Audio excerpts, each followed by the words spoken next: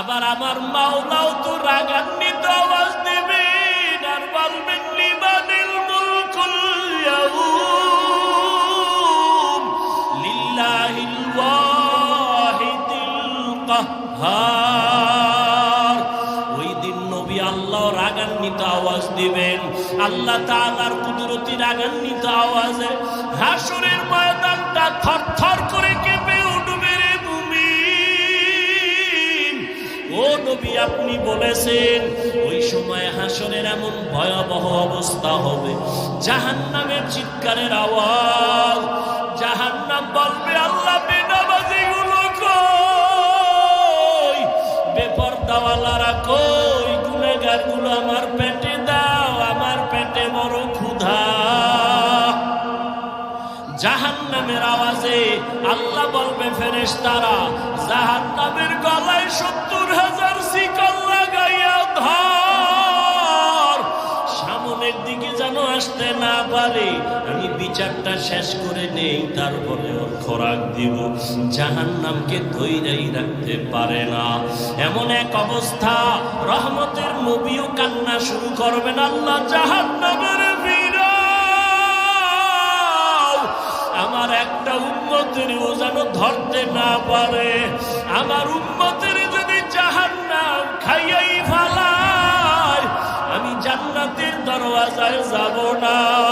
তখন আবার আল্লাহ ফেরেশতাকে ডাকবে, আয়। আল্লাহ কুদরতের হাতে একটু পানি দিয়া বলবে জাহান্নামের গায়ে পানিটা ছিটাইয়া দাও। ছিটাইয়া দেওয়া মাত্র জাহান্নাম দ্রুত গতিতে পেছন দিকে ভাগতে থাকবে।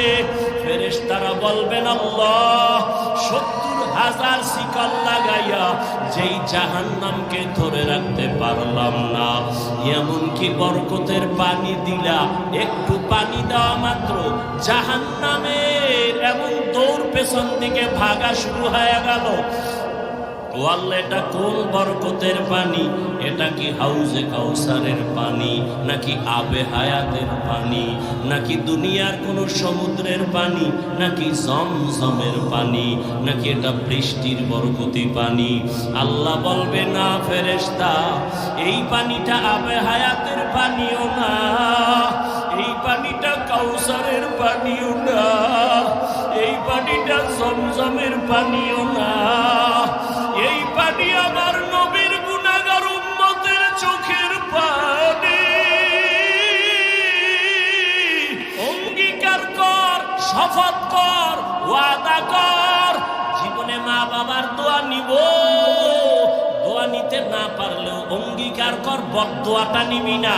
যদি নেও মরার আগে পঙ্গু হয়ে যাবি, চাকার তলে মাথা ঢুকে যাবে, টেরই পাবি না।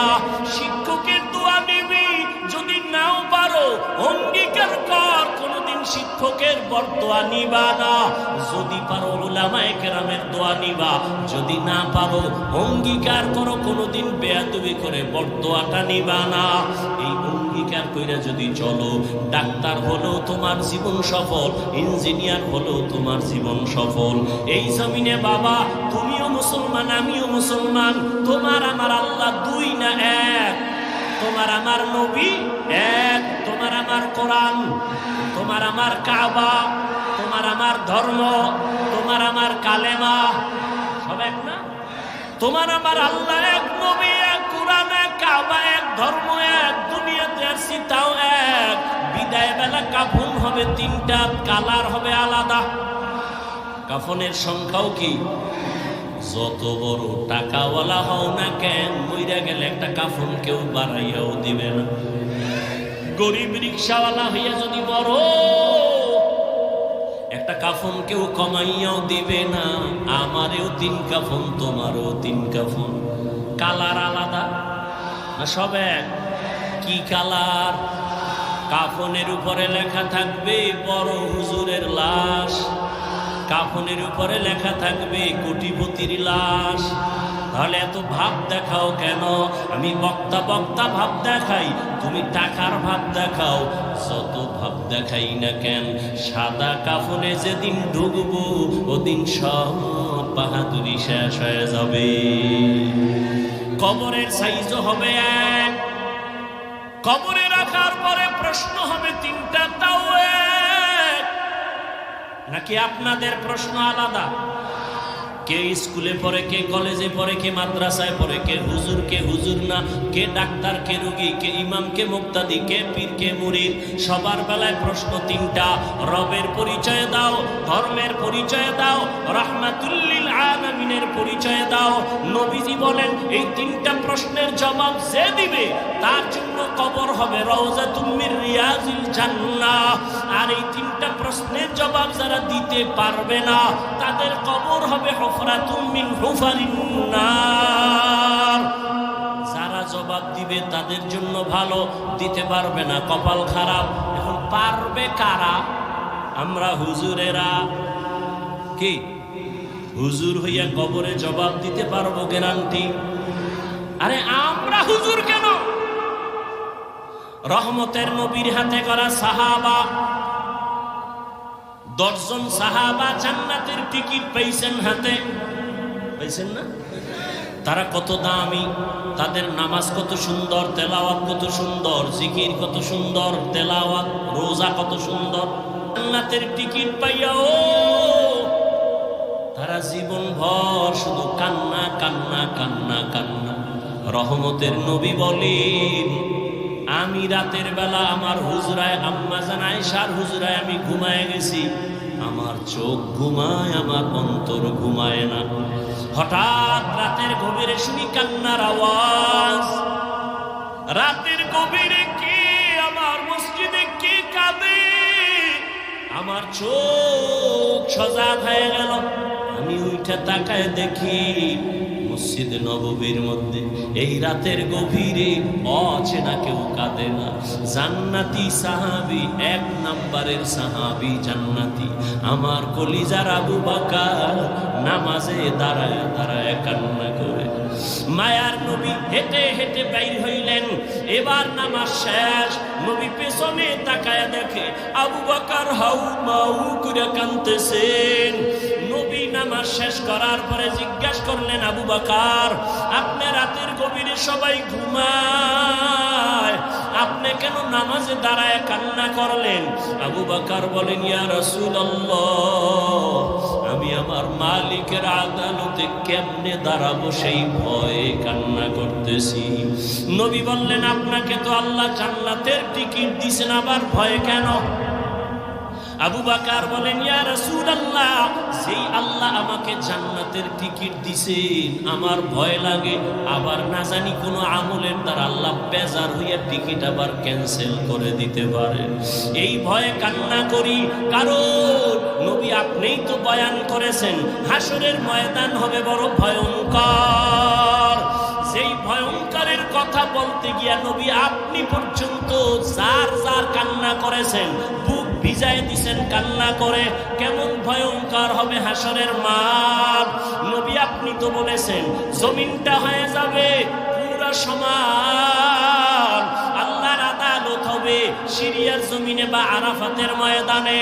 জমিনটা সূর্যের নিচে এসে এবং তাপ দেওয়া শুরু করবে, সূর্যের গরমে জমিনটা হবে তামা। ও নবী আপনিই তো বয়ান করেছেন হাসরের ময়দানে সূর্যের গরমে জমিনটা তামা হয়ে যাবে। অন্যদিকে জাহান্নামের আওয়াজ, আবার আমার মাওলাও তো রাগান্বিত আওয়াজ দেবেন আর বলবেন লিমানিল মুলকুল ইয়াউম লিল্লাহিল ওয়াহিদিল কাহ্হার। ওই দিন নবী আল্লাহ রাগান্বিত আওয়াজ দিবেন, আল্লাহ তাআলার কুদরতি রাগান্বিত আওয়াজে হাসরের ময়দানটা থরথর করে কেঁপে উঠবে রে মুমিন। ও নবী আপনি বলেছেন ওই সময় হাসরের এমন ভয়াবহ অবস্থা হবে, জাহান্নামের চিৎকারের আওয়াজ। জাহান্নাম বলবে আল্লাহ বেনামাজিগুলো কই, বেপরদাওয়ালারা কই, গুনাহগারগুলো আমার পেটে দাও, আমার পেটে বড় ক্ষুধা। জাহান্নামের আওয়াজে আল্লাহ বলবে ফেরেশতারা জাহান্নামের গলায় 70,000 শিকল লাগাই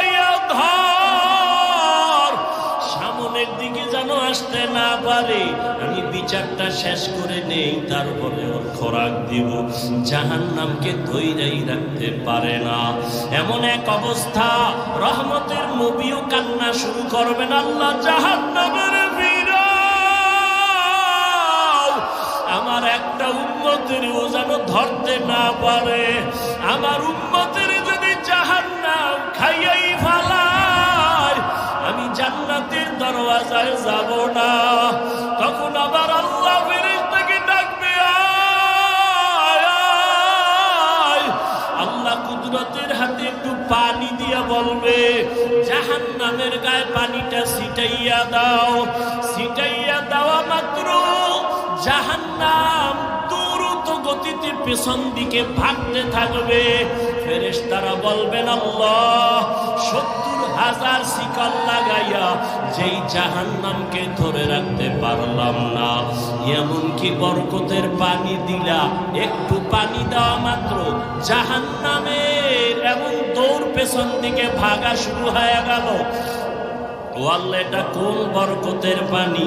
এটা কি হাউজে কাউসারের পানি, নাকি আবে হায়াতের পানি, নাকি দুনিয়ার কোন সমুদ্রের পানি, নাকি জমজমের পানি, নাকি এটা বৃষ্টির বরকতি পানি? আল্লাহ বলবে, না ফেরেশতা, এই পানিটা আবে হায়াতের পানিও না, এই পানিটা কাউসারের পানিও না, এই পানিটা জমজমের পানিও না, এই পানি আমার নবীর গুনাহগার উম্মতের চোখের পানি। রহমতের নবী বলেন, জমিনের মধ্যে সর্বশ্রেষ্ঠ হলো একদল উলামা। আবার যদি তোমরা খারাপ কাউকে খুঁজতে থাকো, জমিনের মধ্যে নিকৃষ্ট একদল মানুষ থাকবে, তাও হবে উলামা।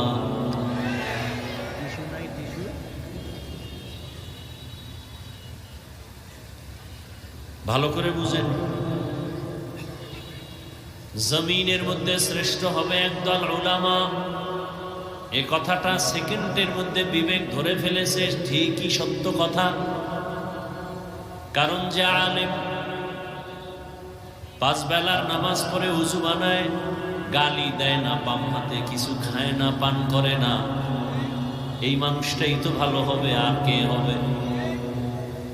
মেনে নিলাম, অন্তর কবুল করেছি, সব থেকে দামি উলামা হবে। কারণ তাদের কাছে কোরআনের আলো আছে, আমার কাছে কোরআনের আলো নাই।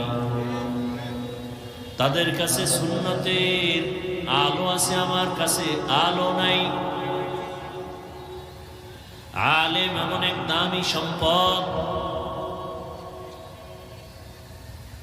আলেমের সাথে যাদের সম্পর্ক থাকবে তারাও বড় দামি।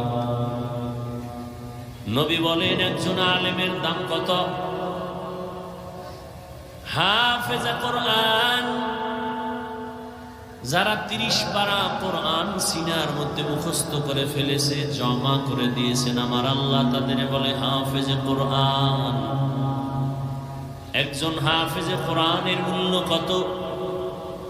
قال النبي صلى الله عليه وآله وسلم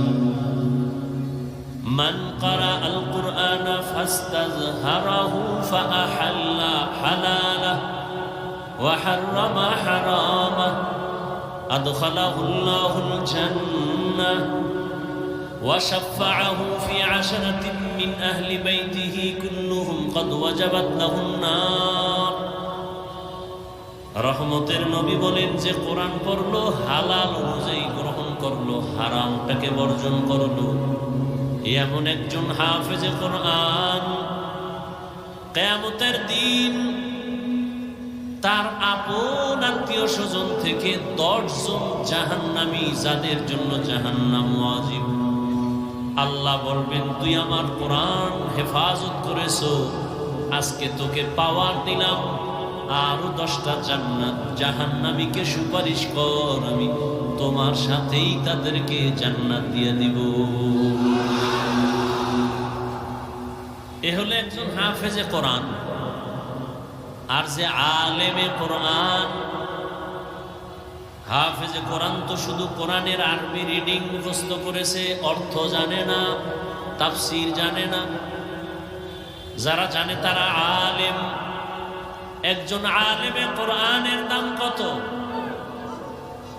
নবী বলেন বনি বকর বনি গনম, এদের এত বিশাল বড় বকরির পাল, কত শত বকরি ওই পালে গণনা করা যায় না। কিয়ামতের দিন একজন আলেমে কোরআনকে আল্লাহ পাওয়ার দিয়ে বলবেন, যাও অগণিত গুনাহগারের সুপারিশ করো, আমি আল্লাহ আজ তোমার সুপারিশ কবুল করে জান্নাত দিয়ে দিব। আতিনা ফি দারে দুনিয়া না হাসান, আতিনা ফি দারে উকবা না হাসান, ইয়া গিয়াসাল মুস্তাগীসিন ইহদিনা লিফতিখারা বিল উলুমে ওয়াল গিনা। হর গড়ি দে নে কো তু তৈয়ার হ্যায়, জো না মাঙ্গে উসসে তু বেজার হ্যায়। এতক্ষণ যত সুনাম গাইলাম, ওলামা তারা কারা ভুলে গেছেন? এক মিনিট। উলামায়ে আহলে হক, রহমতের নবী বলেন এই দুনিয়ায় এত বড় ভালো উলামা, এদের থেকে ভালো মানুষ আর জমিনে নাই। এরা কত ভালো বলে, এরা আমি মুহাম্মদ সহ সমস্ত আম্বিয়া কেরামের ওয়ারিস। আল উলামা ওয়ারাসাতুল আম্বিয়া। উলামায়ে আহলে হক আল্লাহর নবীদের ওয়ারিস। আল্লাহ এদেরকে অনেক সম্মান দিয়েছেন। রহমতের নবী ভিন্ন হাদিসে বলেন, কোন মানুষ যখন উলামায়ে আহলে হকের মোলাকাতে ঘর থেকে বের হয়, প্রত্যেকের সাথে আমার আল্লাহ ৭০,০০০ রহমতের ফেরেশতা দিয়ে একটা কাফেলা বানায় দেয়। আলেমের কাছে যাও, ওর সাথে আমি মাওলার গভীর সম্পর্ক আছে। ইলমেরা এজাজু গরদান বেহিসাব, খলকেরা দাদান জওয়াবে বাসওয়াব, হক না দারাত দোস্তে খলকা জারেরা, বিস্তে ই খসলত একে দিনদারেরা। খারাপ লাগে? কয় হুজুর বয়ান করেন, ফার্সি কবিতা টবিতা কি কেউ বুঝে?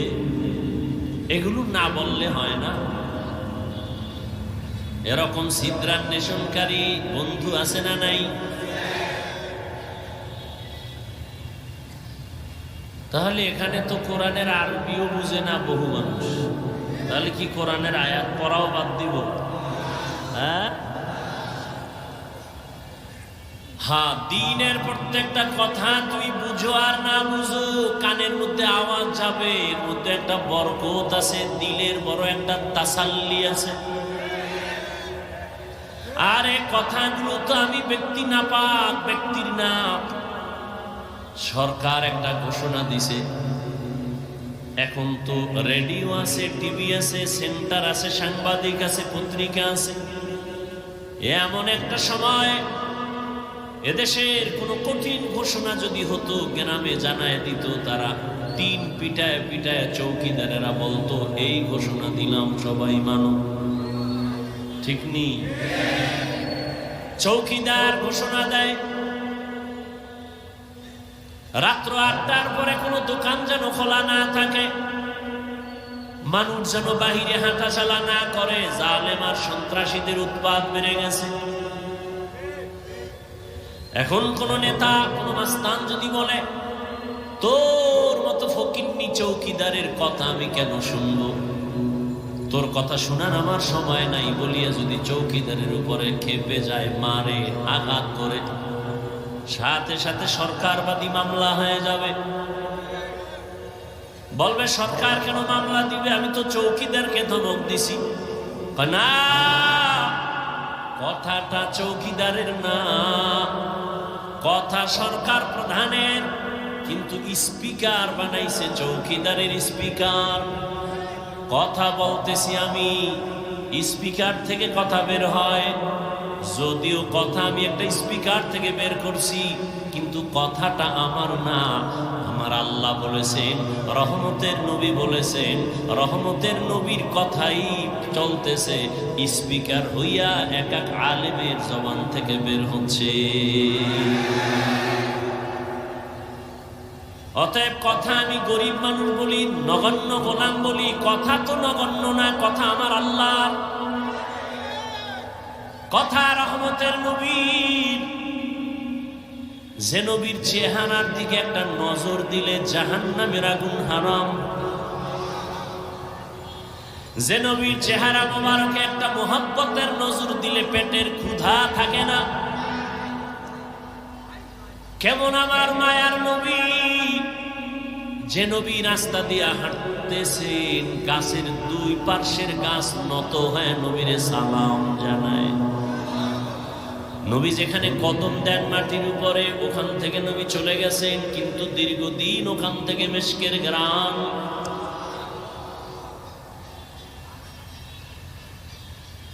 এই নবীর নিয়ে টানাটানি, নবীজির ঘাম থেকে মিশকের ঘ্রাণ। দুনিয়াতে আরো নবীর দাবিদার বহু মিথ্যাবাদী আছে, তাদের ঘাম থেকে কোনো ঘেরান ছিল না। তারা যদি এত দামি হয়, তো এই নবী দাবি কইরা বাথরুমে মরে কেন? ভালো এই জন্য। हकीकत से तू दुनिया बेखबर है, दुनिया की नुमाइश पर नजर है। नबी नमी गोयम के अज दुनिया जुदा बाश, बहर कारे के बाशी बा खुदा बाश। ওলামায়ে কেরাম বড় দামি এক সম্পদ। ওলামায়ে কেরামের দ্বারাই তো আমরা আল্লাহকে চিনেছি, ওলামায়ে কেরামের মাধ্যমেই তো আমরা কালেমা শিখেছি, নামাজ শিখেছি, কিবলা চিনেছি, মা বাবার সম্মান করা শিখেছি। আজকে যদি বগুড়ার সেই সন্তান কোন আলেমের সাথে সম্পর্ক রাখত, ওই সন্তান কোনদিন মাকে জবাই করত না। আলেমের সাথে যত সম্পর্ক থাকবে, ওই সন্তান ভালোর দিকে আগাবে। সৎসঙ্গে স্বর্গবাস, অসৎসঙ্গে সোহবতে সালে তোরা সালে কুনা, সোহবতে দলে তোরা দলে কুনা। এক জমানা সোহবতে বা আউলিয়া বেহতের সদ সালা তাআত বেরিয়া।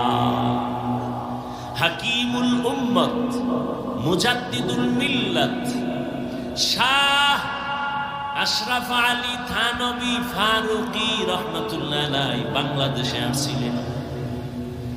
বাংলাদেশের ওলামায়ে কেরাম বয়ান শুনতেছেন। এক সময় তাকে একটা প্রশ্ন করেছিলেন হযরত। হাদিসে পাকে আছে, সন্তান মোহাব্বত লাগায় যদি মা বাবার চেহারার দিকে তাকায়, বাইতুল্লাহ পায়, বাইতুল্লাহর জিয়ারতের সওয়াব পায়। মা বাবার দিকে তাকাইলে বাইতুল্লাহর হজের সওয়াব, ঠিক না? তার মানে বাইতুল্লাহ জিয়ারতের সওয়াব মানে বাইতুল্লাহই পায় মা বাবার দিকে তাকালে।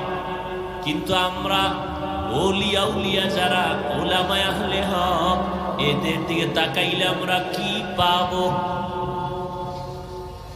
মা বাবার দিকে তাকাইলে বাইতুল্লাহ পায়, বাইতুল্লাহর জিয়ারত পায়, কবুল হজের সওয়াব। সাহাবায়ে কেরাম বলেন কয়বার? কয় যতবার তাকাইবা ততবার।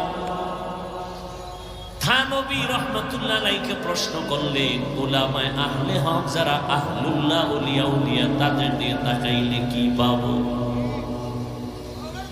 হাকিমুল উম্মাত শাহ আশরাফ আলী থানবী ফারুকী রহমাতুল্লাহ আলাইহি বলেন, একটা সন্তান মা বাবার চেহারা দিয়ে তাকাইলে বাইতুল্লাহ পায়, বাইতুল্লাহর জিয়ারত পায়।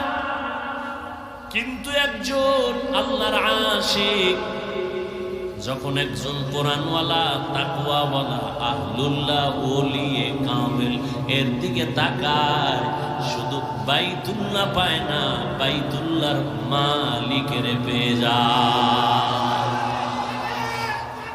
সোহবতে সালে তোরা সালে কুনা, সোহবতে তালে তোরা তালে কুনা থেকে সমানা, সোহবতে বা আউলিয়া বেহতের সদ সালা তাআত বেরিয়া।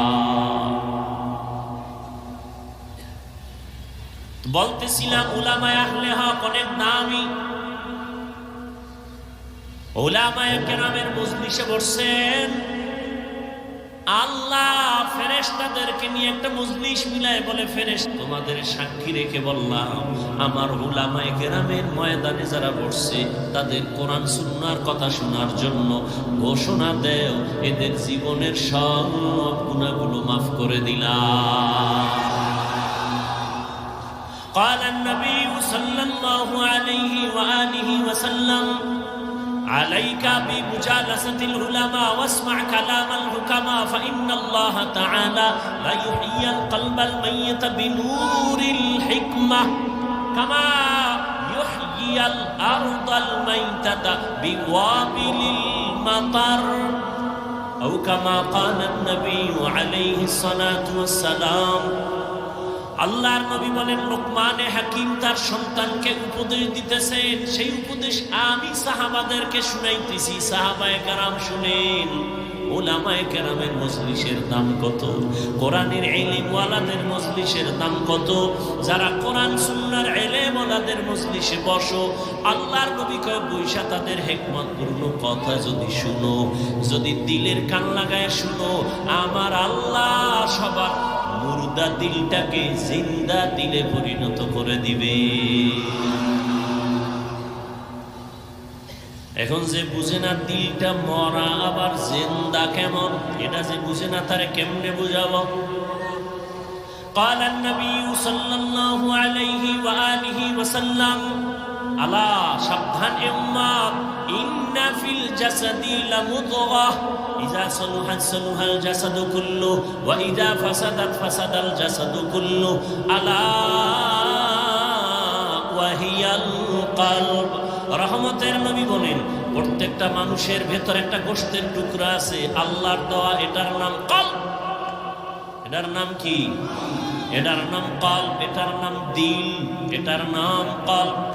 এই কলবের টুকরা যদি ভালো থাকে পুরা মানুষটাই ভালো, আর এই গোশতের টুকরা কলব যার খারাপ পুরা মানুষটাই। বলে কলব খারাপ হয় কেমনে? নবী ভিন্ন হাদিসে বলেন, একটা গুনাহ করলে কলবে একটা কালো দাগ পড়ে, দুই গুনাহ করলে দুইটা কালো দাগ পড়ে। এভাবে গুনাহ করতে করতে করতে করতে অন্তরের মধ্যে কালো পর্দা পড়ে যায়। এবার আমার চশমার আয়নাটা সাদা, যখন কালো চশমা দিয়ে আমি বসবো তখন দেখবো সাদা বাতি সব কালো, সাদা কাপড় কালো। আসলে বাতি কালো না, সমস্যা আমার চোখের ভেতরে।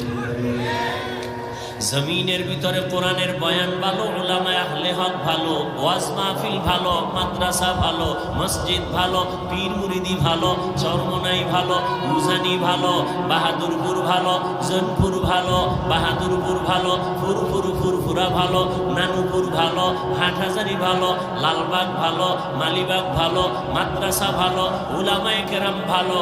যারা বলে ভালো না ভালো না ভালো না, আসলে ওদের কলব বড় খারাপ। তো কুজাও সুন্নতে আহমদ কুজাবা মুহাম্মদ كيف وتنسبت من أحب سنتي قول رسول مجدي كان معي هم كن قبول নবীজি বলেন উলামায়ে কেরামের মজলিসে বসলে মুর্দা দিল কি হয়? দিল কিন্তু দুনিয়াতে আসার সময় জিন্দা ছিল, তাজা ছিল। قال النبي صلى الله عليه وآله وسلم ما من مولود إلا يولد على الفطرة فأبواه يهودانه أو ينصرانه أو يمجسانه ইলা আখিরিল হাদিস। নবী বলেন যত সন্তান ভূমিষ্ঠ হয় তার কলবের গোশতের টুকরা থাকে স্বচ্ছ, পরিষ্কার, পবিত্র। মা বাবা ওই সন্তানকে খারাপ বানায়, মূর্তি পূজারী বানায়, অগ্নি পূজারী বানায়, গায়রুল্লাহর গোলাম বানায়। মা বাবা কে বানায়? বাচ্চা তো আমার ঘরে আছে, আপনাদের ঘরেও আছে, সবার ঘরের বাচ্চা হাসে না কাঁদে? কথা বলেন না কেন? কাঁদে। আমরা বাচ্চা কানলে কোনোদিন তো পুতুল কিনা দেই নাই। আর তোমার বাচ্চা কান্না করতেছে, তুমি বাজার থেকে দৌড়ায় গিয়ে একটা পুতুল কিনা দিছো বাচ্চার হাতে। নবী বলেন মা বাবা সন্তানের খারাপ বানায়।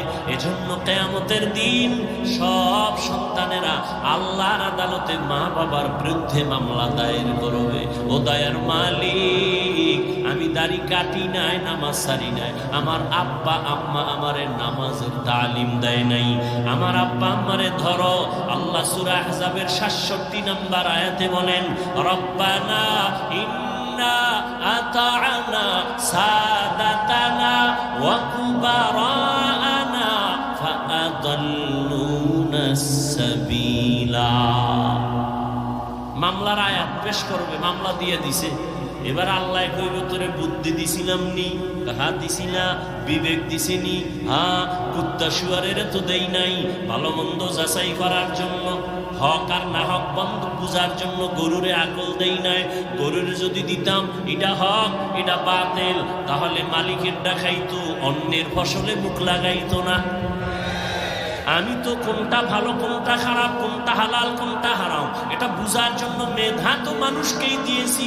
এরপরও যদি মানুষ হালালটা পাইলেও খায়, হারামটাও খায়, গরুর মতো ভেদাভেদ না করে, আল্লাহ কয় তোর থেকে গরু অনেক ভালো। তুই গরুর থেকে খারাপ, তুই গরু না, গরু না, গরুর থেকে।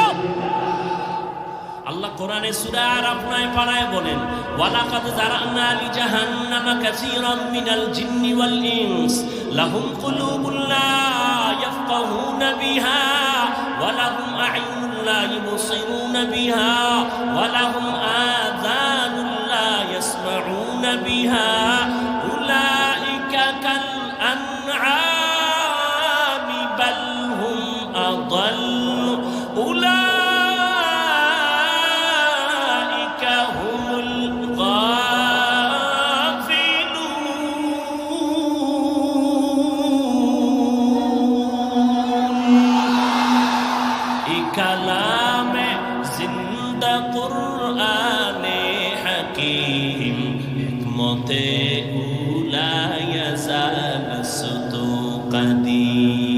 আল্লাহ বলেন অধিকাংশ মানুষেরা জাহান্নামে যাবে।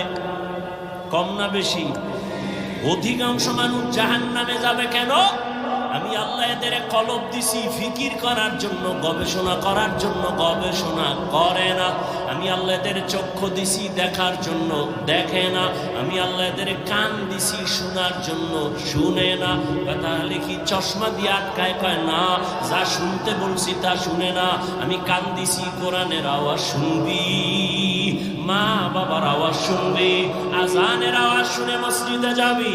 আমি আল্লাহ চক্ষু দিলাম, মা বাবার চেহারা দেখবি সওয়াব। চক্ষু দিলাম, আল্লাহর কোরআন দেখবি সওয়াব, বাইতুল্লাহ দেখবি সওয়াব, উলামায়ে আহলে হক দেখবি সওয়াব, আল্লাহর বানানো আসমান দেখবি সওয়াব। আর আল্লাহর মহব্বত নিয়ে আল্লাহরে সেজদা দিবি সওয়াব। বান্দা তুই চোখ দিয়া সারা রাত মোবাইলের দিকে তাকাইয়া কবিরা গুনাহ কবিরা গুনাহ কবিরা গুনাহ করো, আল্লাহ কয় উলাইকা কাল আনআম, এটা চতুষ্পদ জানোয়ারের মতো, কয় বালহুম আদাল্লানা, তার থেকেও খারাপ। ওলামায়ে কেরামের মজলিসে বসলে দিল কি হয়? জিন্দা হয়। কেমন জিন্দা? নবী উদাহরণ দেয়, কামা ইউহইয়াল আরদাল মাইতাতা বিওয়াবিলিল মাতার, যেমনি ভাবে সূর্যের গরম তাপে জমিনটা শুকাইয়া ফেটে যায়, লাঙ্গল চলে না, ট্রাক্টর চলে না, চাষাবাদ চলে না, ফসল উৎপাদনের ক্ষমতা থাকে না, ঠিক ওই জমিনের মধ্যে আমি আল্লাহ মুহূর্তে রহমতের বৃষ্টি দিয়া নরম বানায় দেই। যেই জমিন এতক্ষণ একটু আগে লাঙ্গল চলে নাই, চাষাবাদ চলে নাই, ফসল হয় নাই, বৃষ্টির পানি বয়ে জমিন পুরা তাজা হয়ে গেছে, এখন ফসল উৎপাদন হয়, এখন চাষাবাদ চলে, লাঙ্গল চলে, ট্রাক্টর চলে। ওরে আল্লাহর গোলাম, আমি তোরে দুনিয়ায় তো একটা সুন্দর পবিত্র অবস্থায় তোমার দুনিয়ায় পাঠাইছিলাম, এখন তুমি গুনাহ করে করে, হাতের গুনাহ, চোখের গুনাহ, কানের গুনাহ, অন্তরের গুনাহ, গীবত শিকায়াতের গুনাহ, মিথ্যা কথার গুনাহ, অন্যের হক নষ্ট করার গুনাহ, জুলুম করার গুনাহ, মা বাবার সাথে বেয়াদবির গুনাহ, ওলামায়ে কেরামের সাথে বেয়াদবির গুনাহ, এই গুনাহ করে করে তোমার কলবটা ওই সূর্যের তাপের মতো মাটি যেরকম ফেটে যায়, তোমার অন্তরটা ভেঙ্গে ভেঙ্গে টুকরা টুকরা হয়ে গেছে। এখন নামাজের ফসল উৎপাদন হয় না, রোজার ফসল উৎপাদন হয় না, জিকিরের ফসল কলব গ্রহণ করতে চায় না, জিকির গ্রহণ করতে চায় না, বাকরি নামের ফসল তোমার অন্তর কবুল করতে চায় না, মেসওয়াকের আমল তোমার অন্তর কবুল করতে চায় না, আখিরাতের চাষাবাদের জন্য কলব এখন দুর্বল। তাই আলেমদের মজলিসে যদি অন্তরকে দুর্বল করে বসো, আমি আল্লাহ কুদরতে রহমতের বৃষ্টি যখন বর্ষণ করব, সিনার মধ্যে গিয়া ধাক্কা লাগতে থাকবে, ধাক্কা লাগতে থাকবে, ধাক্কা লাগতে থাকবে। একজনের সিনায় যখন রহমত আসবে, ওখান থেকে আর একজনের সিনায় লাগবে, আর একজনের সিনায় লাগবে, লাগতে লাগতে লাগতে লাগতে অন্তরটা কেমন যেন তাজা তাজা এক ভাব। এতক্ষণ প্যান্ডেলে ঢুকার আগে ছেলের চিন্তা, মেয়ের চিন্তা, বাড়ির চিন্তা, গাড়ির চিন্তা, ক্ষমতার চেয়ার গেল কই, টাকা গেল কই, বাড়ি গেল কই, কিন্তু এখানে আসার পরে কেমন যেন ছেলে মেয়ের চিন্তা নাই, বাড়ির চিন্তা নাই, ঘরের চিন্তা নাই। এখন আর এক চিন্তা ঢুকছে, আমারে কে দুনিয়ায় পাঠাইছেন, আমার এত সুন্দর কণ্ঠ কে দিয়েছেন, আমারে টাকার মালিক কে বানাইলেন, আমাকে সুন্দর সম্মানের জায়গায় কে বসাইলেন, কে আমাকে এত সুন্দর চেহারা দান করলেন, এমন সুন্দর আসমানকে বানাইলেন, এমন সুন্দর দুটো চোখ কে বানাইলেন, এমন সুন্দর দুটো হাত কে বানাইলেন। তারে খুঁজতেছে, অন্তরে পাগল হয়ে গেছে, সে কে, সে কে, খুঁজতে খুঁজতে খুঁজতে খুঁজতে একটা তামান্না অন্তরে তৈরি হয়ে গেছে। এইবার এমন পাগলামি শুরু করছে, আমার মাওলারে তো আমি না নিয়ে আর যাব না, আমার ছেলে আজ আছে কাল থাকবে না, আমার মা আছে থাকবে না, ভাই আছে থাকবে না, কই বিল্ডিংওয়ালা পড়ে আছে, বিল্ডিংওয়ালা পালায়ে গেছে, টাকাওয়ালার টাকা পড়ে আছে, টাকাওয়ালা পালায়ে গেছে, তাহলে টাকা থাকবে না, বাড়ি থাকবে না, গাড়ি থাকবে না, এক সময় তো আমার একা হয়ে যেতে হবে। ওই সময় তো চিন্তা করে দেখলাম, ওই সময় আমার আপন কেউ নাই, আমার ডানে মাটি, বামে মাটি, সামনে মাটি, পেছনে মাটি, অন্ধকার অন্ধকার। ওই সময় আমি দেখলাম একজন আমার আপন, তিনি একমাত্র আমার মালিক, আমার আল্লাহ রব্বুল আলামিন। আমার আল্লাহর মোহাব্বত অন্তরে জমা হয়ে গেছে। ও আল্লাহর বান্দা, যে টাকার পাগল সে টাকার পেছনে দৌড়ায়, যে ক্ষমতার পাগল সে ক্ষমতার পেছনে দৌড়ায়, যে নারীর পাগল সে নারীর পেছনে দৌড়ায়, যে গাড়ির পাগল সে গাড়ির পেছনে দৌড়ায়। আর যারা আমার মালিকের পাগল,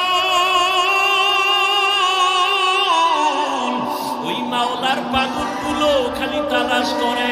আমার মালিক, আমার মালিক, আমি বাড়ি পাইছি, গাড়ি পাইছি, টাকা পাইছি, কিন্তু আমার মালিকের তো আমি পাইলাম না। আমার মালিকের আমি কোথায় পাই? আমি যে টাকা নিয়ে পাগলামি করি, এই টাকা তো আমারে চায় না। আমি যে ক্ষমতার পিছনে জীবন কাটাই, সে ক্ষমতা তো আমারে চায় না। আমি যে স্ত্রীর জন্য জীবন দিতেছি, সেই স্ত্রী তো আমার জন্য জীবন দিবে না। দিবে? দিবে না। আমি যে সন্তানের পেছনে রক্ত ক্ষয় করতেছি, ঘাম ছুটায় কামাই করি, সন্তান তো আমার জন্য কিছু দিবে না।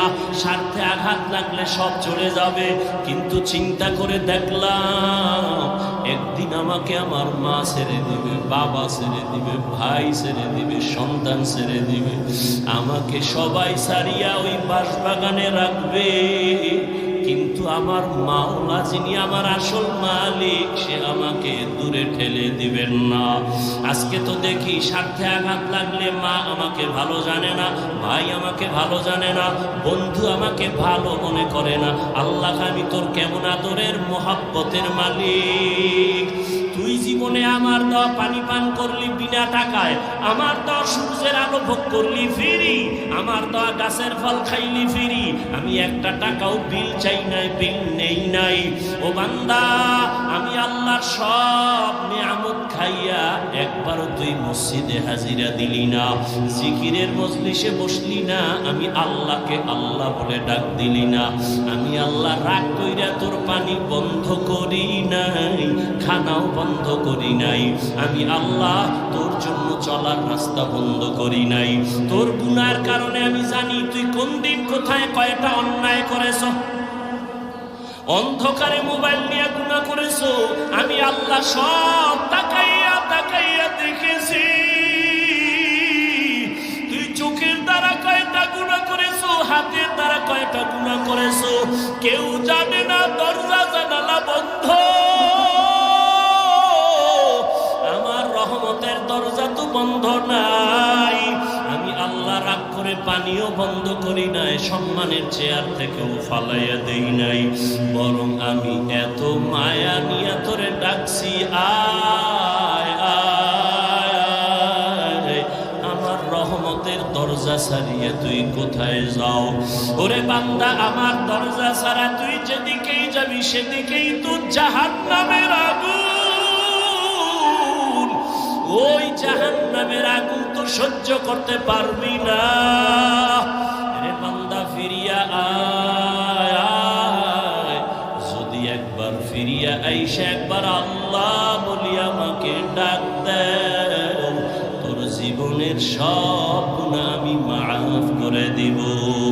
ইয়া ইলাহি মুঝসে মুঝকো दूर कर, ताके देखो मुझ में तुझको एक नजर।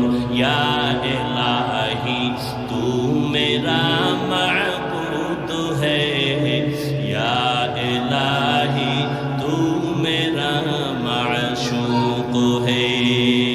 আল্লাহ পাক চান না তার আদরের কোন গোলাম জাহান্নামে যাবে।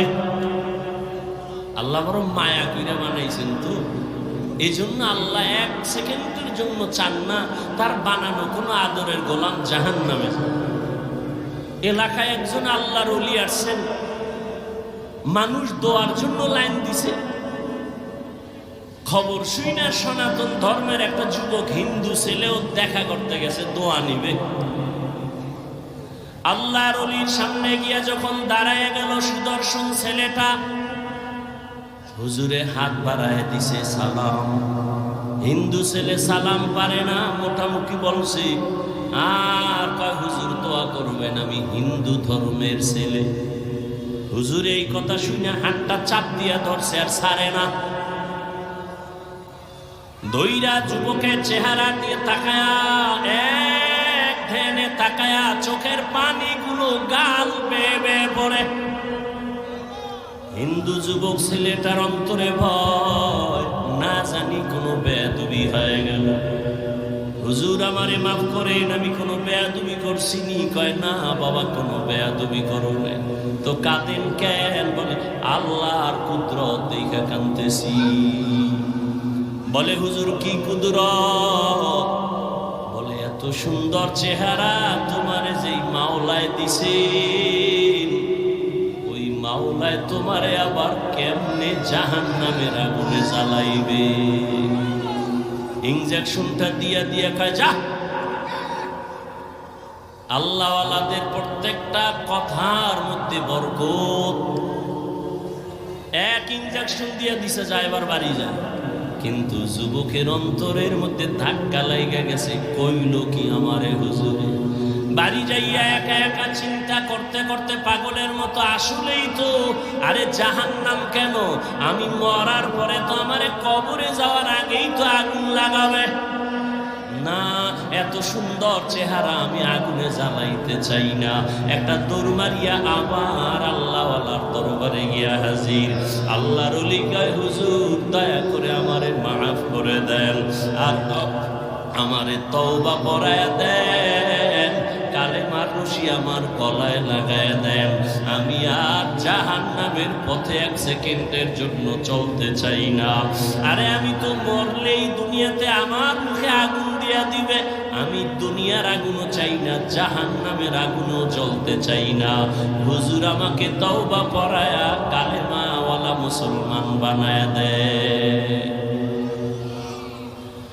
ওলামায়ে আহলে হকের মজলিসে বসার দ্বারা মানুষের মরা দিল জিন্দা হয়ে যায়। এই জন্যই তো বলি, যারা বলে আমরা ওলিয়া উলিয়া মানি না, উলামায়ে কেরাম চাই না, ওরা বাতিল, ওরা ধোঁকাবাজ, ওদের দুনিয়াও বরবাদ আখিরাতও বরবাদ। এই যারা দুনিয়া দুনিয়া জিকির করে, আল্লাহর জাত ও সিফাতের কসম, যারা নামাজে দাঁড়াইয়াও দুনিয়া, দোকান, সক্ষমতা, এই সেই, আমি তো হিসাব পরিপূর্ণ করে দেখছি, ওরা দুনিয়াও পায় না আখিরাতও। দুনিয়া দুনিয়া দুনিয়া কইরা কইরা পালাইছে, জুতা নেওয়ার টাইম নেই, পাইছে দুনিয়া। তো এই ক্ষমতার লাভ কি যে পলাইতে হবে? এই ক্ষমতার পিছনে দৌড়ায় লাভ কি যে ফুলের মালার ঘরে জুতার মালা? এই 10তলা বিল্ডিং এর বাহাদুরি করে লাভ কি যে বিল্ডিং এ ঘুমানের কপাল হবে না? ওই কোটি কোটি টাকা ব্যাংকে রেখে লাভ কি যে টাকা আমি ভোগ করতে পারবো না? তাহলে দুনিয়া দুনিয়া কইরা না পাইল দুনিয়া, না পাইল আখিরাত। আর যারা আখিরাত আখিরাত করে, এরা ইনশাআল্লাহ আখিরাত তো পাবেই, দুনিয়ায় যা পাবে বোনাস। আমরা আখিরাত আখিরাত কইরা চলতে গিয়া কি না খাইয়া মইরা গেছি। মহামারী করোনায় চাকরি নাই, ব্যবসা নাই, দোকান বন্ধ, চাকরি বন্ধ, ট্রেন বন্ধ, ব্যবসা বন্ধ, ফ্যাক্টরি বন্ধ, সব স্কুল কলেজগুলো বন্ধ। কিন্তু খবর নিছেননি, কোরআনের একটা মাদ্রাসাও বন্ধ হয় নাই। বন্ধ হয়েছে? কোন হুজুর কি না খাইয়া ঢাকা শহরে ভিক্ষা করেছে? কষ্টে যদিও জীবন কাটাইছে, কিন্তু গভীর রজনীতে আমার মাওলার সাথে কথা বলছে। অতিও গভীর হয় রজনী যখন, নীরবে প্রভুর নাম জপিও তখন। প্রভুর করুণা যদি পাইবারে চাও, গভীর রাতে উঠে প্রভুর গুণগান গাও। আমার আল্লাহ চান না কেউ জাহান্নামে যাবে, এক সেকেন্ডের জন্য চান না। কিন্তু এটাও সত্য, কোন মুমিন ছাড়া কোন বেঈমান জান্নাতে যাবে না। আল্লাহ কাউকে জাহান্নামে দিতে চান না। এই জন্যই তো সবার নামে জান্নাতে বাড়ি লেখা আছে। দ্বিতীয়ত তওবার দরজা খোলা। কেন কয় তুই জীবন ভর গুনাহ করছো, 50 বছর লাগাইয়া গুনাহ করে করে পাহাড় বানাইছো, আর আমার কাছে যদি একবার বলো মাফ করে দাও, তোর 50 বছরের জীবনের সব গুনাহ এক সেকেন্ডে মাফ করে দিব।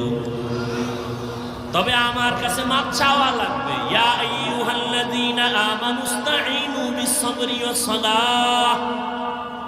আল্লাহ বলেন, হে মুমিন, সাহায্য কামনা কর, দুই জিনিসের মাধ্যমে, ধৈর্য আর নামাজ। কেন? আমি আল্লাহ ধৈর্য ধারণকারীর বন্ধু হয়ে থাকি। নবীজি বলেন, আল্লাহ যাকে বেশি আদর করেন, ভালোবাসেন, তাকে মুসিবত দিয়া পরীক্ষা নেন। আল্লাহ বেশি মায়া করছেন নবীদেরকে, তাদের পরীক্ষাও বড় কঠিন। আইয়ুব আলাইহিস সালামের কঠিন পরীক্ষা, ইউনুস নবীর কঠিন পরীক্ষা, মুসা নবীর কঠিন পরীক্ষা, ইব্রাহিম নবীর উপরে পরীক্ষা, সর্বশেষ আমার নবীর উপরে কঠিন পরীক্ষা। যেই নবী দোয়া করলে উহুদ পাহাড় স্বর্ণ বানায় দিতেন আমার আল্লাহ, সেই নবী না খাইয়া কষ্ট করে করে পেটের মধ্যে পাথর বেঁধে নবী দিনের কাজ করে। যেই নবী দোয়া করলে আমার আল্লাহ উহুদ পাহাড় স্বর্ণ বানাইতেন, ওই নবীর 3 বছর পর্যন্ত শিয়াবে আবু তালিবে গৃহবন্দী কইরা রাখছে। খানা দেয় না, পানি দেয় না। মায়ার নবী গাছের পাতা সিরা সিরা চাবায়া চাবায়া পেটের ক্ষুধা নিবারণ করে। আর আমার আল্লাহর কাছে কান্না করে বলেন, আল্লাহ আমারে গরিবী হালাতে রাখিও, গরিবী হালাতে মরণ দিও, কিয়ামতের দিন গরিবদের সাথে আমারে উঠাইও। আমার নবী বলে, গরিবেরা বড় লোকের বাড়ি গাড়ি দেখে আফসোস করিস না। যদি গরিবী হালাতে আমার মাওলারে নিয়ে কবরে যাইতে পারো, আমার আল্লাহ ধনী লোকের 500 বছর আগে গরিবের জান্নাত দিয়ে দিবে। বেহেশত আযাব কে আযারে নবাশো কাসে রাবা কাসে কারে নবাশো। আল্লাহ বলেন, সাহায্য প্রার্থনা করো। কেন? মুমিনকে বললেন কেন? জান্নাত শুধু মুমিন পাবে, কোনো বেঈমান পাবে না। মুমিনকে আল্লাহ বলেন, গায়ের জোরে আগাইতে পারবা না, কারণ তুমি জন্মগত দুর্বল। ওয়া খুলিকাল ইনসানু যায়ীফা, আমি মানুষের বড় দুর্বল করে বানাইলাম। একটা পিপিলিকার কাছেও তুমি দুর্বল, একটা মশার কাছেও তুমি দুর্বল, খানার বেলায় দুর্বল, ঘুমের বেলায় দুর্বল, মেধার ক্ষেত্রে দুর্বল, দুনিয়ার লাইনে দুর্বল, ধর্মের লাইনেও তুমি দুর্বল। মনে হয় যেন তোমার মতো দুর্বল কোনো প্রাণী জমিনে নাই। পিপিলিকে যদি মেজাজ গরম করে, কোনো বনিয়াদম খানা খাইতে পারবে? মশায় যদি মেজাজ গরম করে, কোনো বনিয়াদম রাতের বেলা ঘুমাইতে পারবে না। ও বান্দা, তুই এত দুর্বল, এত দুর্বল। একটা গরুর কাছে তুই কত দুর্বল। তোরে যদি একটা লাথি মারে, জীবনে 1 ফোঁটা দুধ আর নিতে পারবি না। কিন্তু মর্যাদা সবার উপরে। মর্যাদা দুর্বল না, মর্যাদা তোর ফেরেশতার থেকেও বেশি, জিনের থেকেও বেশি, সব প্রাণীর থেকে বেশি। এই জন্য শক্তিশালী বাঘ তোরে সালাম দেয়, শক্তিশালী গরুটা তোর কাছে দুর্বল হয়ে থাকে। ও শক্তি দুর্বল না, তোর সম্মানের কারণে দুর্বল হয়ে দাঁড়ায়। তুই 20 কেজি দুধ টাইনা নিয়ে যাও, বাচ্চারে দাও না, গরুটায় কিছুই কয় না। রাগ কইরা যদি বাচ্চার মায়ের দিকে তাকাইয়া একটা লাথি মারতো, তোরে দুধ দিব না। কোনো বনিয়াদম দুধ নিতে পারতি না। না, তোর সাথে বেয়াদবি করে না। তুই যখন গরুটারে ডাক দিয়া কাও, দাঁড়া, দাঁড়ায়নি। এই শিক্ষিত ঢাকার মানুষ, গরুটায় মানুষের কথা শুনেনি। গরুটারে যদি কয় দাঁড়া, দাঁড়ায় যায়। গরুটারে যদি কয় ডানে, ডানে যায়। গরুকে যদি বলে বামে, বামে যায়নি। একটা গরু যদি মানুষের কথা শুনে, সাধারণ এক চাষির কথা যদি গরু শুনে ডানে যায়, চাষির কথায় যদি বামে যায়, চাষি যদি কয় দাঁড়া, গরু দাঁড়ায়। একজন আল্লাহর ওলি তাদের কথা কেন শুনবে না? এরে আল্লাহর বান্দা, দুনিয়ার সব আমাদের গোলাম। দুনিয়ার সব আমাদের গোলাম, গরু আমাদের গোলাম, বাঘ, কথা বলেন না কেন, আমরা কারো গোলাম। উজানির জমিনে ঘুমিয়ে আছেন কারি ইব্রাহিম রহমাতুল্লাহ আলাইহি। বিশাল বড় জঙ্গল সাফ করে মানুষের ওখানে বসবাস করবেন, একটা জিকিরের মজলিস কায়েম করবেন। জঙ্গল সাফ করতে গিয়া দেখে একটা গম্বুজ, ভেতর একটা বাঘ তার বাচ্চারে দুধ দেয়। কারি ইব্রাহিম ডাক দিয়া কয়, বাঘ বনিয়াদম আসছি, থাকবো, তুমি তোমার দেশে চলে যাও, এলাকায় যাও। আল্লাহর ওলি কথাটা বলতে দেরি, বাঘ তার বাচ্চা কাঁধে নিয়ে দৌড় দিতে দেরি করে নাই। এখন এখানে আপনি প্রশ্ন করবেন, বাঘে কেমনে শুনে? আমি উদাহরণ আগে দিছি না, একটা চাষির কথা গরু শুনে? বলেন, ঘরের মহিলা মুরগিরে যখন ডাক দেয় তার ভাষায়, মুরগি আয়নি। সন্ধ্যাবেলা আম্মা জানেরা যখন খেতে হাঁস পানির মধ্যে জোরে ডাক দিছে ওই ভাষায়, হাঁস আয়নি। আল্লাহর ওলির কথা বাঘ শুনবে না কেন?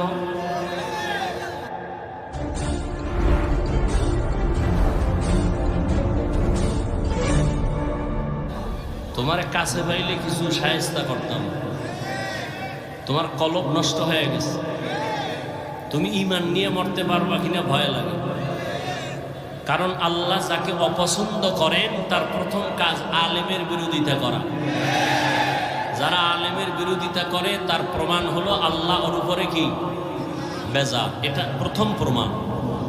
আর আমি বাংলায় কি বলি, আমাকে বাঙালিকে সাইজ করতে হলে আরো কিছু শব্দ লাগে।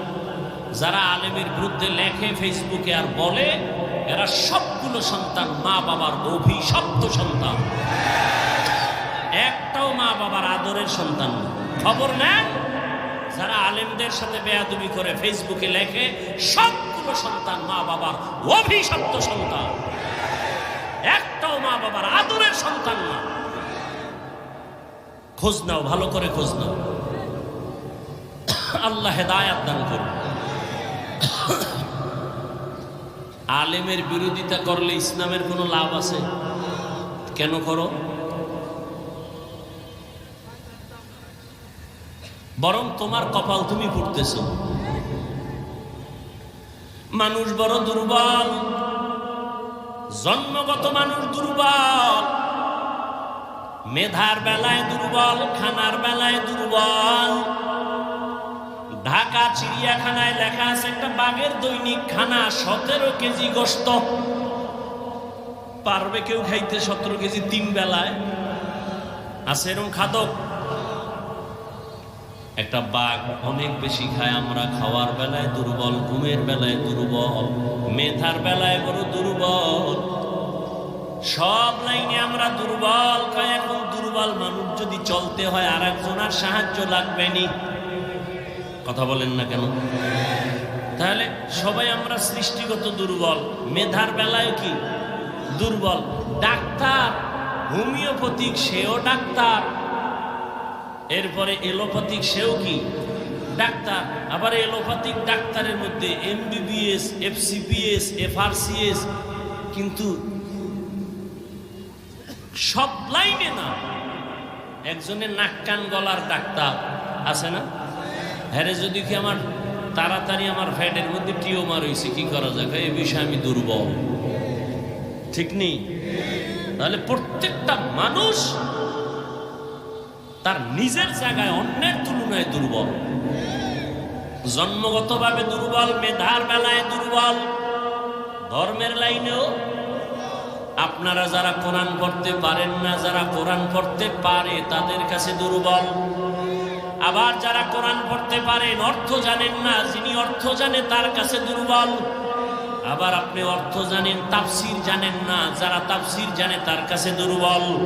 আবার আপনি কোরআনের তাফসীর জানেন, ফিকহ জানেন না, ফতোয়া দিতে পারেন না, আপনি মুফতি সাহেবের কাছে দুর্বল। এই দুনিয়ার সবাই দুর্বল। এখন অন্যের সাহায্য ছাড়া চলা যাবে না। আবার জান্নাতের পথে যাব, পথটা চিনিও না, কত ভেজাল।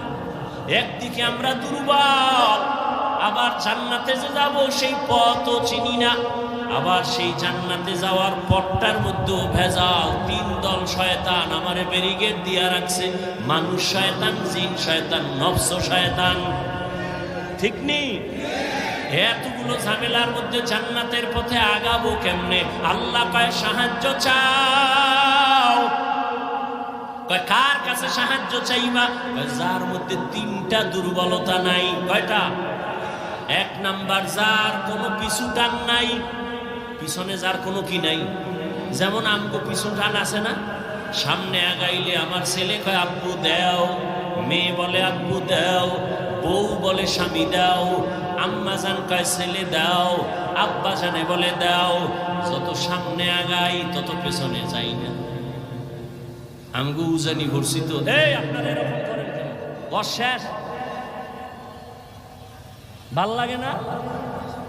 মোনাজাত দিয়ে দিই, আমনে বাসায় যাইতে জরুরত, আমার জরুরত নাই, গেলে একসাথে যাই, আমিও সাইডে দিই, চলি বাসায় যাই।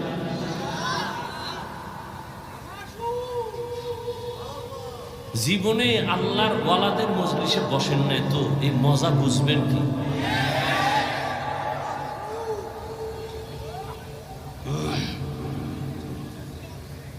আল্লাহ হেদায়াত দান করুন। উজানি আমাদের এক বড় শাইখুল হাদিস ছিলেন, খুব মজা। তো ওয়াজে দাওয়াত দিছে বরকতের জন্য, তো টাইমের প্রায় 8টা, মানে টাইম যা ছিল 1-2 ঘন্টা লেট করে ঘরে গেছে। ওয়াজে উঠা রস করে, রস মজা। কয় আমি দেরি হয়ে গেছে আসতে বাসার থেকে, আমার 8টা দেওয়ে পাইছে। দেও পড়ি কই না আমরা, দেও পড়ি। আরে ভাই কথা বলেন, হুজুর রেখা আমারে 8টা দেয় পাইছে, দেও পাইছে, দেও হাওনে দেরি হয়ে গেছে। আমারে কয় দেওয়ে পাইছে। এখন সবাই তো বুঝছে হুজুরে সাইগুলা দিস, এরে ভরিতে পায়, জিনে পায়, বুতে পায়, দেওয়ে পায়। হুজুরে কয় না, দেও পাইছে মানে 8টা দেও কি? বউ কয় দেও, এই দেওয়ে আমার 5 মিনিট গেছে। ছেলে কয় দেও, এই দেওয়ে গেছে আরো 5 মিনিট। মাইয়া কয় দেও, এরকম কয় দেও।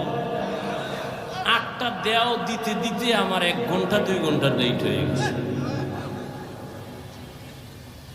তাহলে জমিনের মধ্যে এমন একজন বান্দা, আল্লাহ বলেন সাহায্য লাগবেই, সাহায্য ছাড়া চলা যাবে?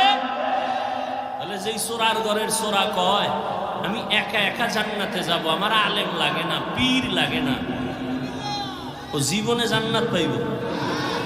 জীবনে সম্ভব। আমি স্পষ্ট ঘোষণা দিচ্ছি, পিছনও দিছে, আজও দেয়। যারা ওলিয়া উলিয়া মানে না, ওরা বুখারী শরীফ মানে না, কোরআন শরীফ মানে না,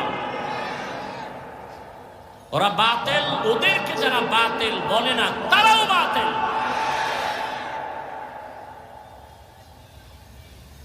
আল্লাহ হেদায়াত দান করুন। এমন একজন থেকে সাহায্য চাও, সাহায্য লাগবেই লাগবে, এ কথায় সবাই একমত। এখন সাহায্য কার থেকে নিবেন এই বিষয়ে সিদ্ধান্ত নেন। যার মধ্যে 3টা দুর্বলতা নাই তার থেকে সাহায্য নিতে হবে। 1 নাম্বার দুর্বলতা, যার পেছনে টান নাই। বলেন দুনিয়াতে কোনো মানুষ আছে যার পিছে টান নাই? কে আছে? কোন নাই? বুঝে কথা কয়ে, খালি বক বক করলি মুখ একটা আছে খালি কয়ে বলে। খুব হিসাব করে কথা বলতে হবে। বুঝেন না, পারেন না, চুপ থাকবেন। 2 নাম্বার দুর্বলতা, যার অভাব নাই। খুঁজে দেখেন তো একজন পিসাব পাইবেন নি যার অভাব নাই?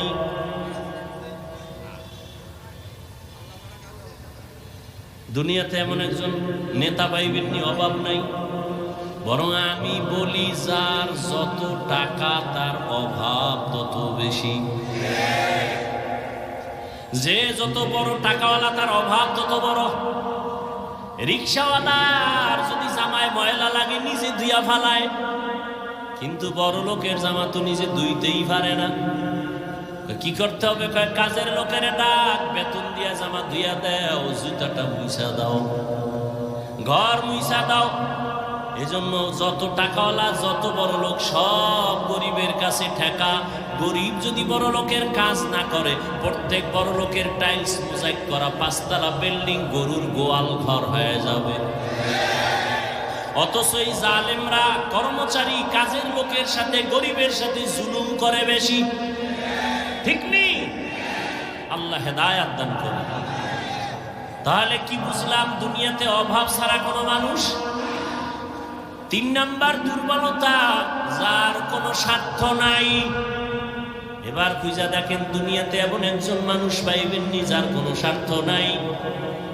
দেখেন তো, আমি 2 জনারে পাইছিলাম, কিন্তু সোনার বাংলা এটার কোনো গ্যারান্টি নাই। একজন পাইছি আমার আব্বা, আর একজন পাইছিলাম আমার আম্মা। স্বার্থ নাই, কিন্তু সোনার বাংলা এটার গ্যারান্টি দিতে পারি না। কারণ বহু মা বাবা স্বার্থের টানে সন্তানের বিরুদ্ধে মামলা করেছে, সন্তানের জবাই করেছে। এই খবর নাই সোনার বাংলায়? আপন বাবা তার মাইয়া, আপন মাইয়াটারে হোটেলের মধ্যে ঢুকায় কয়, আজকের রাতের জন্য তুই আমার কাছে স্ত্রীর মতো। এবার বুঝেন তাহলে স্বার্থ ছাড়া কোনো মানুষ আসেনি। তাহলে কি ফলাফল হলো? জমিনের মধ্যে পিছুটান ছাড়া কোনো মানুষ নাই, অভাব ছাড়া কোনো মানুষ নাই, স্বার্থ ছাড়া কোনো মানুষ। তাহলে খোঁজেন এই 3টা অভাব দুর্বলতা নাই, একমাত্র যাকে পাইবেন তিনি হলেন আমার। ইয়া আইয়ুহান নাস আনতুমুল ফুকারা ইলাল্লাহ ওয়াল্লাহু হুয়াল গনিয়্যুল হামিদ।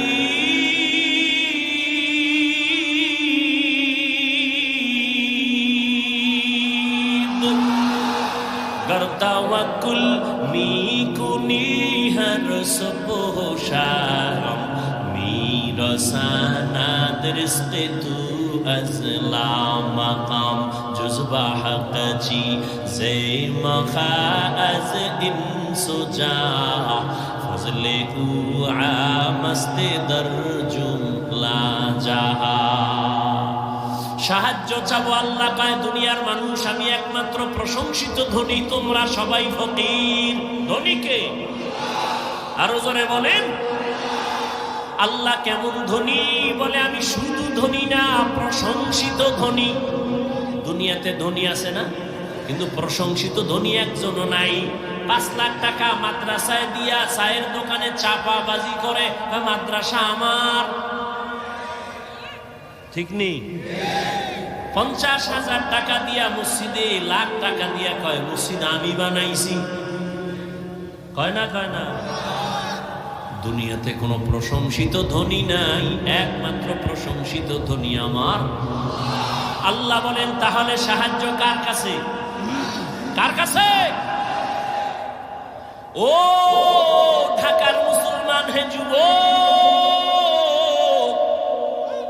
আল্লাহ বিবেক দিছে, বিবেকটা দিয়া বলো আমার রহমতের নবীর থেকে দামি কোন নবী আসেনি? সত্য বলো। ছিল? আসবে? বলো আমার নবীর জীবনে কোনো কিছুর প্রয়োজন হইতো নি? হইতো না? দেখো তাহলে নবীজি কোন মাজারে গিয়া চাইতেন? ইব্রাহিম নবীর মাজারে, মুসা নবীর মাজারে, আজমিরের মাজারে, নিজামুদ্দিন আউলিয়ার মাজারে। এই যুবকরা ভালো করে শোন, পেশগোছের কথা তো বুঝবা না রে বাবা, আমার বাংলা কিছু কথা মনে রাখো। সবাই একমত নি যে নবীর থেকে দামি কেউ এই দুনিয়ায় দরবার শরীফ আসেনি? জোরে কও, বলো মদিনার দরবার থেকে দামি দরবার নাম কি? আজমিরের দরবার মদিনার থেকে দামি। মাইজ ভান্ডারের দরবার, আটরশির দরবার, দেওয়ানবাগের দরবার, চন্দ্রভাড়ার দরবার, এনায়তপুরের দরবার, খানজাহান আলীর দরবার, আমানত শাহর দরবার, তাহলে মদিনার দরবার থেকে দামি কোন দরবার? সত্য কথা না মাইনা নে বাবা, তুই মানো না মানো স্বীকার কর। নবীর থেকে কোনো দামি ব্যক্তি, মদিনার দরবার থেকে দামি কোনো দরবার? দুনিয়াতে মাজার আসেনি মাজার, বলো নবীজির মাজার থেকে দামি মাজার কোনটা? ইব্রাহিম নবীর মাজার, ইসমাইল নবীর মাজার, খাজা মুঈনুদ্দিন চিশতি আজমিরির মাজার, শাহজালাল শাহপরানের মাজার, শাহ মাখদুমের মাজার, আমাদের বাগেরহাটে খানজাহান আলীর মাজার, শাহ আলী মিরপুরের মাজার, গোলাপ শাহর মাজার, না আমানত শাহর মাজার, বাইজিদের মাজার। একমত নেই মদিনার নবীর মাজার থেকে দামি কোনো মাজার নাই। সবাই একমত? বলো বলো, সেই নবীর মাজারে গরু জবাই হয় কয়টা? মোমবাতি জ্বলে কয়টা? ওই মাজারে সেজদা চলে কয়টা? নবীর দরবারে আর মাজারে নারী পুরুষ এক জায়গায় বইয়া ঢোল বাজায়া জিকির করে কয়দিন? ভালো করে বুঝো, দুনিয়াতে মদিনার দরবার থেকে আর একটা দরবারও নাই, মদিনার মাজার থেকে দামি কোনো মাজার নাই। অতএব শিক্ষা নাও রে যুবক, মদিনার দরবারে আর মাজারে যা চলবে না, দুনিয়ার দরবারে আর মাজারেও তা চলতে দেওয়া হবে না।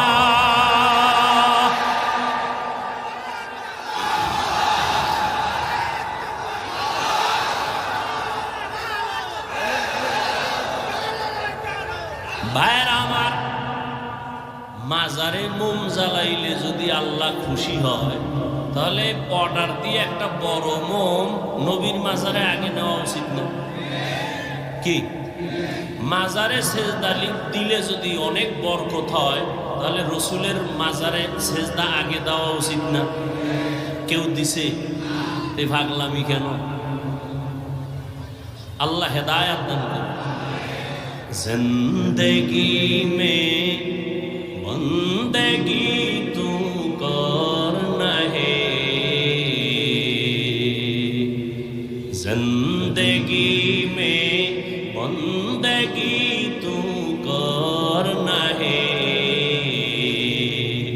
जिंदगी में बंदगी शर्मिंदा है, जिंदगी बंदगी शर्मिंदा है। यहाँ हम सब मुसाफिर, दिल ना लगा, अहले दिल की नजर से रूह करता जा, शाह दौलत सब फकीर करने शाह दौलत सब फकीर करने के, जिंदगी में बंदगी तू करना है,